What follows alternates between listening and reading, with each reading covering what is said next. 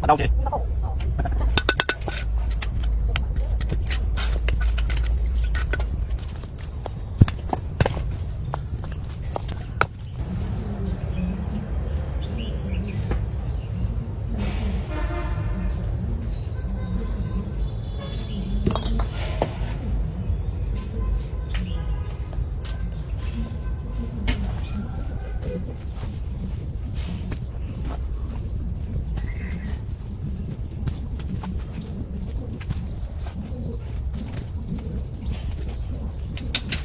Lẹ lẹ đi không? Cái gì này? Làm xong.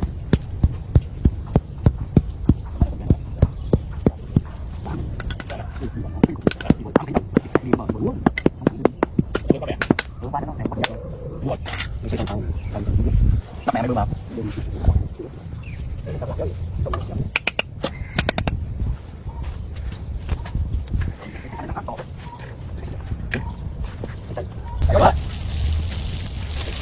Ôi đừng có đây.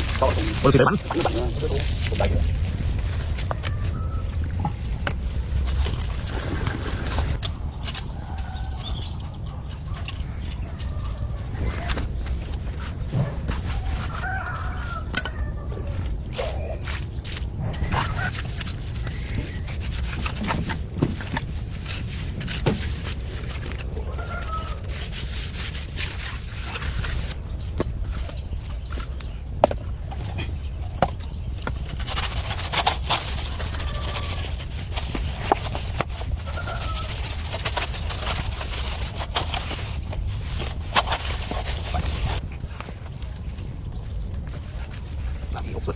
Đó là cái tắt nó lấy cái trọng diện cái bố nữa bạc quá thì té thì sự tổ đời làm đây là cái này bọn nó chết chết làm một cái nào tính cái đạn nào ở đâu cũng có cái thôi là tôi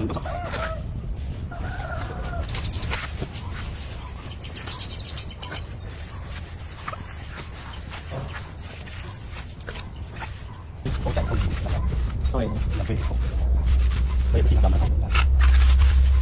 tôi bị tình nó tách ra cái câu gì đây mình đưa đây hoặc là nó ngắt lại tiếp tục làm đó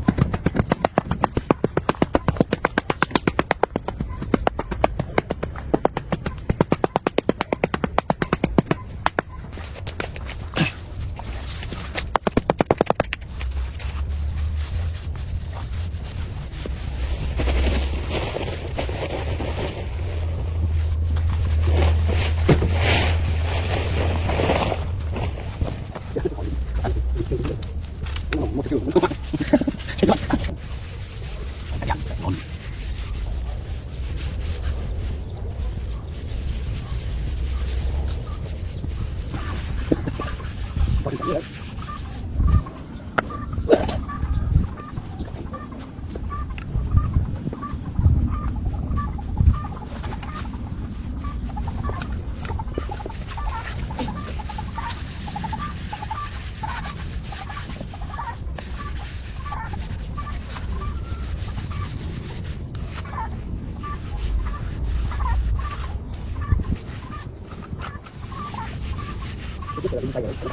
nó này rồi ở đây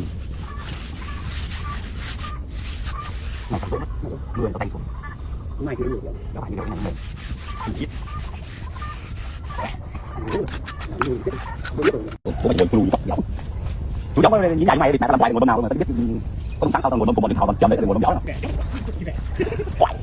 mình muốn cho biết cái cơ chế bọn nó nói xong vui về bố mày nhưng mà mẹ lấy là một cái tùy nhà rồi nhà quay chắc nào mình nó nhanh luôn anh em bao giống rồi mình cầm đấy nói về không là làm phải là bọn chuyên trước thì nó hôn nó mình thì mình quay nào đá thì mẹ cho nó đá chân chưa biết cái xưa là mình say đó là biết nhưng bây giờ là mình nhiệt tình người ta nói tới đá thì tội là thì nó sân cái ngày mình chết bị mẹ như này luôn cầm muốn không phải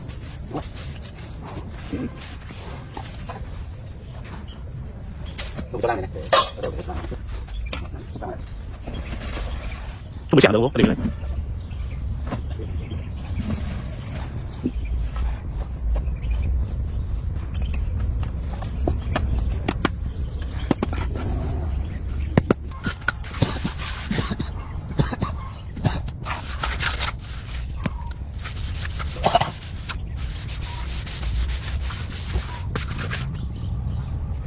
mới 22 nha. Là thằng để cưới 24 đi. Nhắm đi. Uống không được. 22 mai 23. Để không có tiền. Đèn bảo đi tôi đâu có tiền, nhục lắm. Chính thằng Thiết nó bảo tôi nó làm tiền đấy. Tiếp tục. Tôi biết làm. Hả? Tôi làm nhiều cái khác. Đây à? Đấy. Thì uống cào hết đấy. Cái tảnh lấy cái vợ nhà vợ nó. Xong rồi xây về một đất phân lô này. Phân lô bán đèn á. Đèn quyết viện. Để đi ra tiền. Cái vợ sinh hoạt. Với thì được. Để đứa con trai. Mẹ ở đây được. Đi trong đồng. Mẹ đi con đâu. Trời ơi.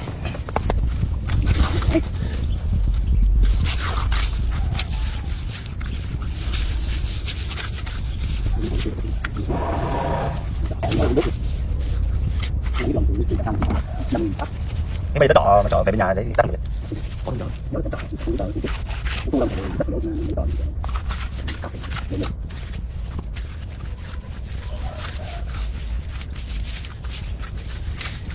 Cái xưa tẻ. Cái xưa tẻ rất thích.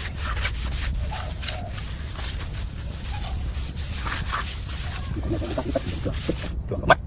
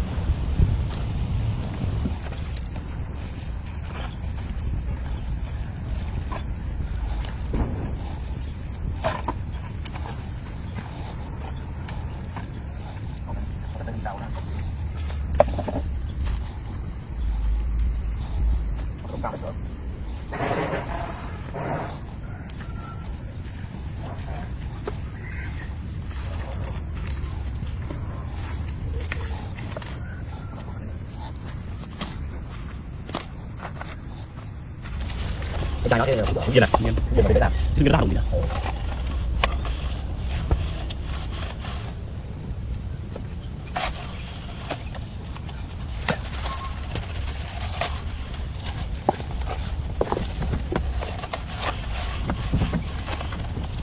Làm đôi chín này không chưa dễ làm, nó xây nó cũng đang nắp quên có bạc kiểu nhau. Bây giờ không thấy chợ bạc, nó quên rồi bây giờ nó sọc mà bây giờ nó vô cùng làng sao nhớ muốn chú để chạy này đó là một rồi đồng chợ đâu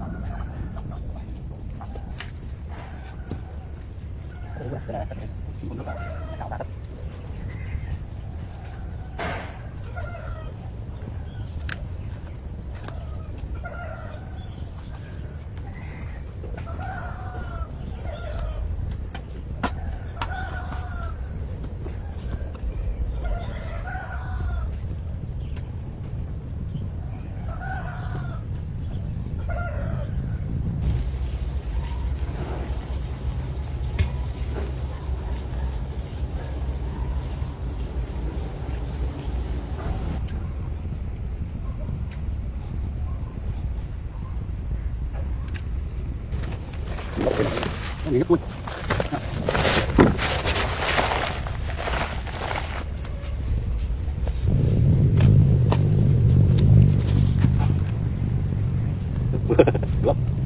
Được. ใจแล้วนะ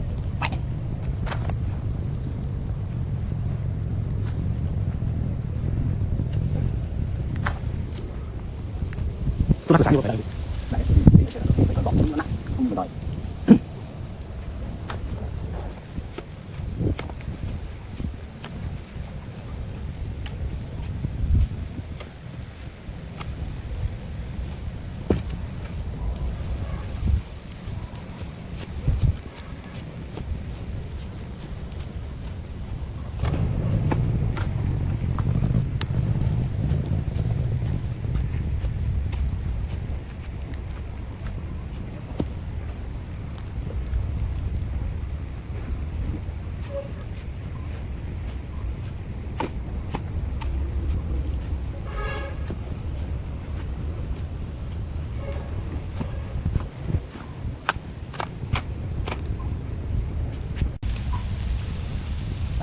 đâu có đủ điện, đâu có điện.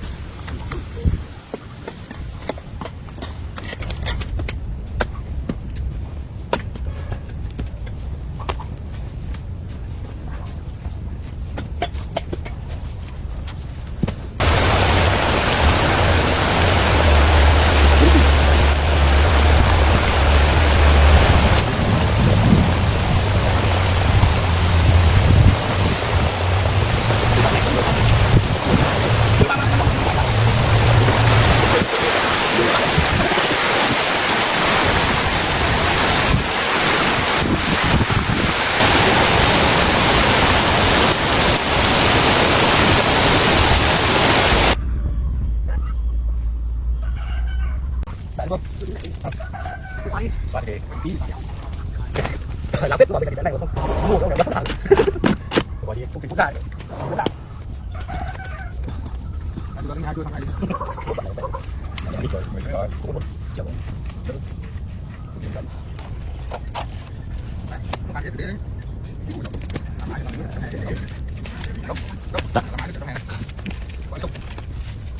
ba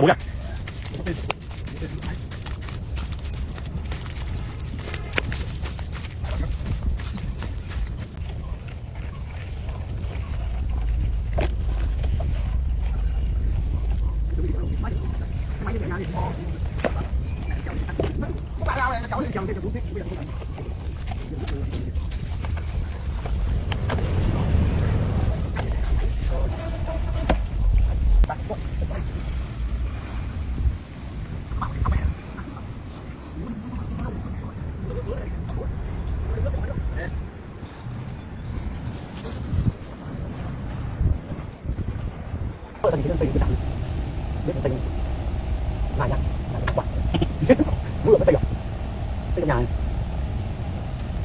xây được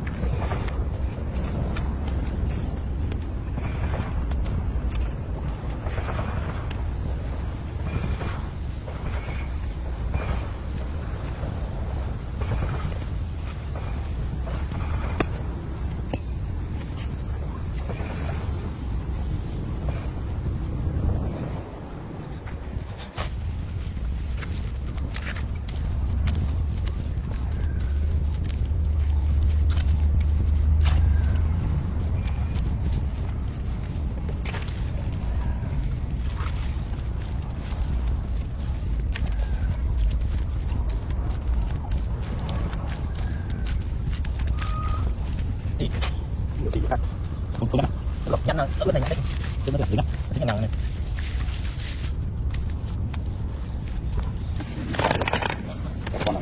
nhậu nhẹ bay cầu nữa